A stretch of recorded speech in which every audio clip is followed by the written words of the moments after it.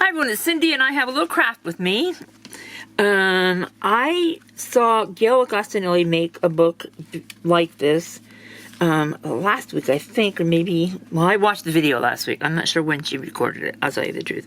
I will link it below. She actually refers to someone else in the video that she got the idea from, but I didn't catch that. I don't remember who it was, and I don't want to misquote it, so I'll just leave you to look at it in the video. Anyway, it is a little embellishment book. It can be part of another book. It can be just a little gift on its own filled with little goodies, or it can be just a place to put extra journaling in any book that you make.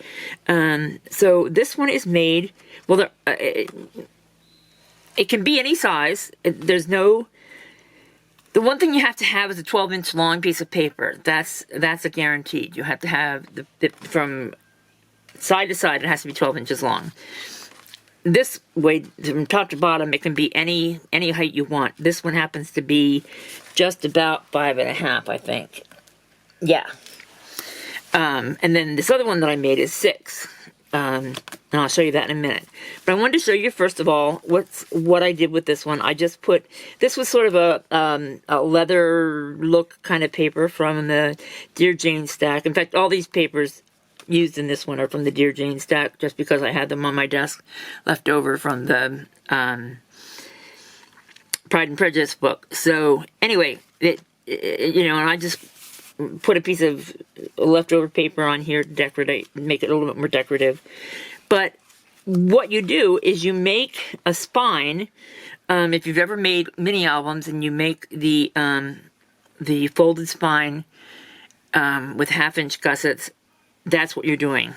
And I'll show that to you in a moment. But in this one, I just did sort of randomness on the pages. I only used a part of just a little 3-inch piece here. I did put pockets on the front and the back covers. So this is just a pocket accessible from either side, decorated both sides of the base. This is obviously just a piece of paper from the collection, and I only had enough to go one side. I didn't have enough to double it on both sides of the gusset, so I had some of these pictures that I had printed out a while back that I'd used in my collages, and this one, just with just a little bit of trimming, fit exactly on the back of that, so I thought that was kind of fun. This one is another, just one piece of paper. I didn't have a backing. I couldn't make a pocket out of it. But I did attach one of my little envelopes that I got on Amazon a couple of weeks ago, and I showed you those. And I put in a journaling card that just is a piece of the paper from the collection with some stickers on it. And then I, distressed it and then just clipped it around here. So you could attach whatever you want here. You could even write over that page. It's very, very light.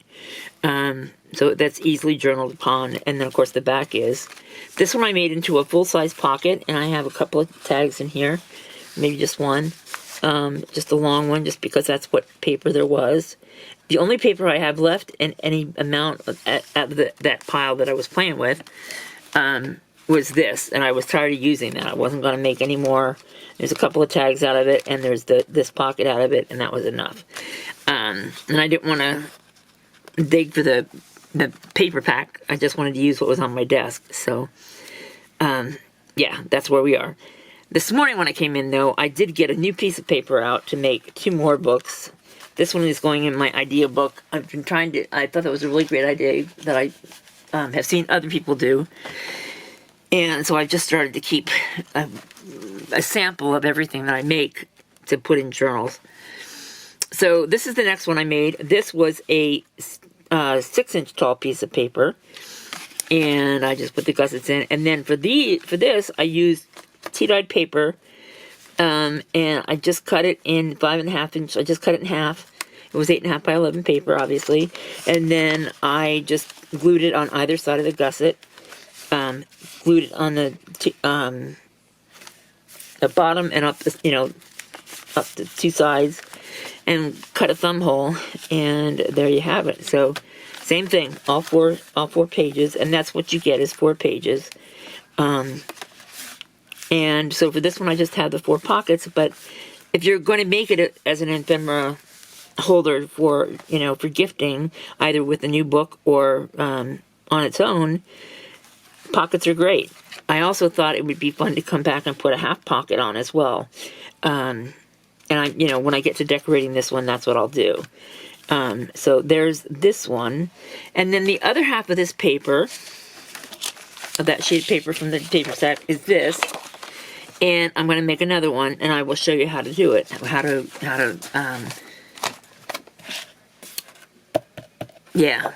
score it and get it ready. And I need to have it right set up for me because I can't think upside down, I guess, when I'm scoring. I just need to know in my mind that I'm putting that where it belongs. Not that it could change. I don't know what's wrong with me. I'm just nuts, okay? So the first score you make is at 4 inches.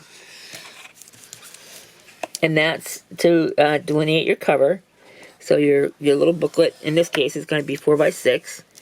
And then you do every half inch until you get to 8 inches. And I'll show you, I'm using my smaller board because it fits better in the screen. But it you know, if you were using your full-size scoreboard, it would be much easier to keep track of what you're doing. But this isn't terrible. So I'm just going to do... So you score every half inch until you get to the 8-inch point, and then at 8 inches you stop, and that's the other side of the cover. So this one I'm going to do at 4 inches again. I just flipped it around so I can go from the other side because I'm using the smaller scoreboard. And to do my half-inch scores until I get to where I scored before, and that is there. So I don't know how much that shows up. Maybe it'll show up better from this side. I don't know what you can see. What do you think? Anyway, so let's get rid of this so I have room to do my thing.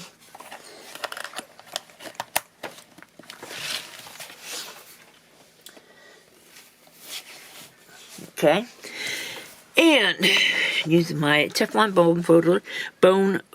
Oh my goodness. If you don't have one of these, it's worth the investment. They have them on Amazon now for about $6-7. And they really are nice. They make wonderful creases. They don't make your paper shiny, especially if you're using, you know, cardstock that would get that gets that weird shininess. So you just start folding your paper, and you know, it's just mountains and valleys, so opposite, you know, you just go back and forth doing this and making your 4 little hinges.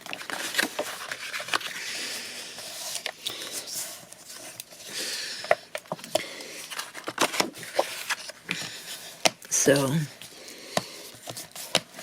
my sister and my nephew were here visiting today. Just stopped up for a little visit this morning, and that was nice.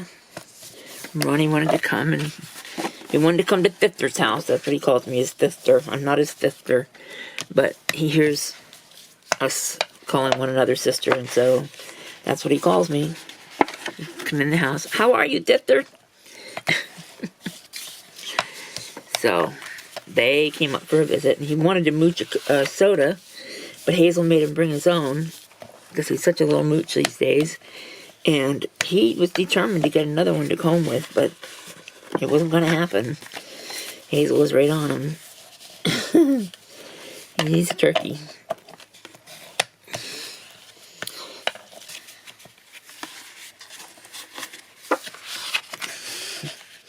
And then when I get to the point where the 2 covers are meeting, I just really try really hard to line them up before I actually press this down.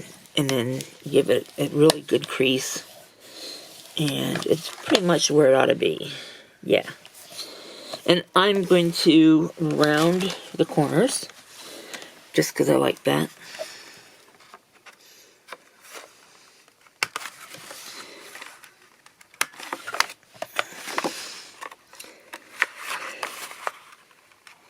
And this one I don't think will need any kind of embellishment on the front. Got the beautiful picture texture of the clasped hands. I love that. So I think that's just going to be just the way it is, which is nice because it makes it that much flatter. So then you glue from the outside in all your little valleys. And you could use double-sided tape as well if you wanted to. I'm just using art glitter glue because that has the best applicator of all the glues that I have right now. I'm going to try and get a fine metal tip and see if it works on my tacky glue. That's what I'm going to do. Even if I have to water my tacky glue down to use it, I'm going to give it a try. But I just haven't done that. You'd think with all the money I spent on stuff for crafting, I would just be able to do whatever I want, whenever I want. And I pretty much do. I just get... believe it or not, I actually say to myself, okay, that's enough. No more shopping. You can't do that. And I sort of tell myself, as long as I stay around 20 bucks every time I order something, I'm okay. It's a crazy thing. So there we go. And there's the 4 hinges. And I like to hold them down and crease each one down this way to make sure they're going to flip nicely.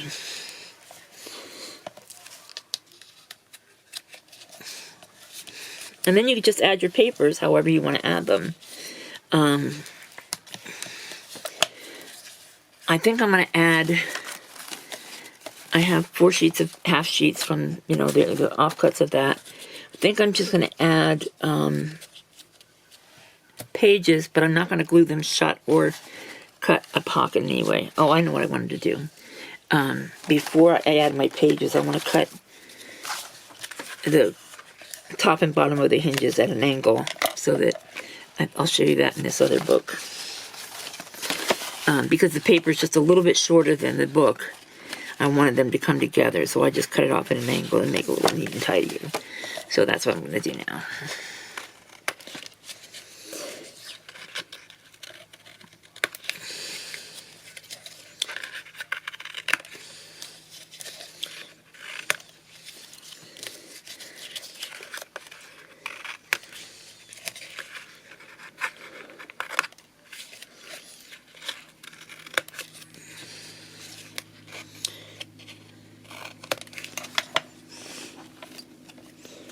So the Hubs is outside playing in the mud. He has some telephone poles down in the yard left from, actually they're cable poles, but they're, you know what I'm talking about. And he wanted to bring them up here. I'm not sure what he's going to do with them. He's always got a plan. Oh, I need to trim these pages down too because they're too long. So I need to take off. I need them to be, let's see, they're 8.5 now, and I want them to be 3 3/4, 7.5. So I'll take an inch off.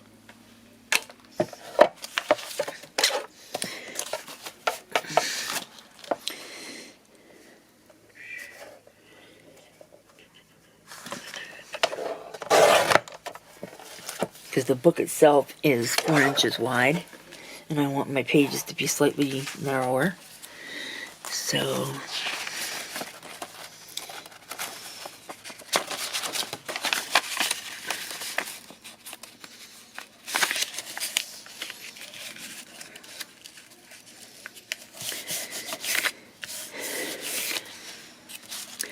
we're trying to add on to the house. We have 1 bathroom in our house and 3 bedrooms, one of which is this craft room. And, you know, it was always just the 3 of us, and we never really, with a boy, and, you know, the bathroom was never a big issue. But now that they live away, and when they come, they'll be wanting a place to stay, we've closed in the back porch to make a bedroom, and we want to add on some closet space and a bathroom. And we had a guy out this morning to give us a quote on doing the concrete part of it, laying the foundation digging the foundation. He's actually an excavator, but he does the masonry work as well. So he said that he gave us a quote, and that was okay. It wasn't cheap, it wasn't high. It was, you know, we were happy with it. He said it was going to be $5,500 to do his part, and that sounded reasonable to us. So we were happy with that. But then he said we needed to get both a zoning permit and a building permit. So I got online and I found the zoning permit application, and we got that going. That's $50, and you have to draw your property lines out and demonstrate how, you know, that you're not going to be anywhere close to the easement or anything like that. So, you know, that was fun. And while my husband was talking to the zoning officer, he said, I understand I have to get a building permit as well. And he said, oh yes, you have to have a building permit. And he gave the number for that to him. It's not on the website for some reason, but anyway, so Hubs called and he spoke with him, and the building permit is $550, which we were both just stunned, just absolutely gobsmacked by that. $550 for what? You know, we're going to raise our taxes because we add on to the house. Jeez Louise. And so I guess you have to pay for the privilege of having your taxes raised.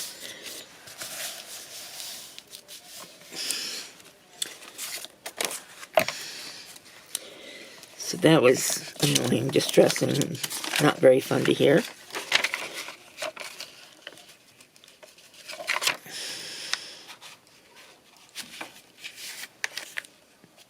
But, you know, I guess we're going to do it. It all depends on what it costs to do the actual building of the room. We have a guy coming out, who came out. He's supposed to get back to us with a price in the next few days. So we'll see if it's something we can actually afford to do. The room is there now. We just don't have a bathroom in there. The kids could actually stay there. And they don't plan to come in anytime soon. Probably at Christmas is when they'll come here. We are hoping to get out in September to see them and check out their new life in the West. Yeah, their new life in the West. So, yeah. That's that. So, you know, I hope you can see what I've been doing. I think I've actually been out of... So this is the last page, just so you can see, because I was out of camera, I think. So, anyway, I just line up the front edge of the paper so that they all are the same location and line up. And then I open it up and apply glue down the edge. And you never want to put your paper all the way to the back of to the bottom of the hinge. If you do that, your book won't open the way it's supposed to. And I've got some glue there where I don't want it. So yeah, that's always a bad idea. So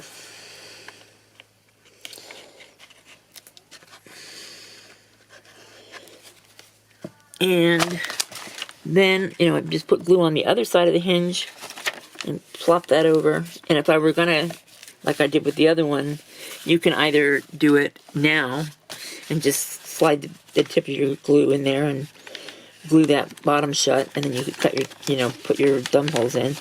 Or you can do it when you're doing this, you can just run a line of glue across the bottom and make your pocket. But for this one, I didn't want to make a pocket just yet. I'm not sure exactly what I want to do with this one. But I did want to get it to show you how to do it. So that's how you make these. And there's that one. And this one. And this one. So they go together really quickly, as you can see. I did have everything cut ahead of time, but that was because I cut it to make this one. Yeah, you know, and you can decorate the pages or not as you like. If you make these into pockets, you could even add extra pockets down the bottom. You could add pockets, layered pockets, anywhere you want. It just depends on how much you want to stuff in here. But keep in mind that if you're going to include it in another journal, you don't want it to make it too hefty. So, in this book, I used, the heavy pattern paper from DCWV, so it's really cardstock, and that makes this book, it's got some heft to it. But these ones with the copy paper and the coffee-dyed copy paper, they're hardly anything at all to them as far as depth is concerned. So, yeah, I think they're really cute. And I think Gayle actually poked holes in her spine and tied it with a bow. Maybe it wasn't Gayle Agostinelli who did that.